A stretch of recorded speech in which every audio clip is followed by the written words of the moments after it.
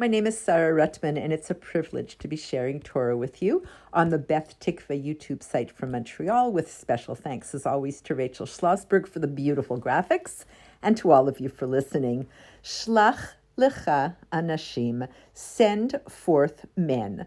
The last letters of these words in Hebrew spell out chacham, wise. If you want to be wise, stop thinking disappointing thoughts. In the words of Rabbi Jonathan Sachs, Zecher Tzadik Livracha, never let negative emotions distort your perceptions. You are not a grasshopper. Those who oppose you are not giants. To see the world as it is, not as you are afraid it might be, let faith banish fear. Moshe sends 12 spies to spy out the promised land. 10 of the 12 spies bring back an exceedingly negative report, causing the people to cry. The appeals of Joshua and Caleb that the conquest of the land is possible fall on deaf ears. God punishes the 10 spies and those who cry by decreeing that they shall wander in the desert for 40 years and die there without entering the promised land. Whether you think you can or you think you can't, you are correct. The spies were guilty of an attribution error, assuming that others felt as they did. They said, we were like grasshoppers in our own eyes, and so we were in their eyes. But as the Kutzker Rebbe noted, they were entitled to make the first claim, just not the second. They knew how they themselves felt, but they had no idea how the people of the land felt. They were terrified of the people and failed to see that the people were terrified of them. Only Joshua and Caleb were spared, along with the women.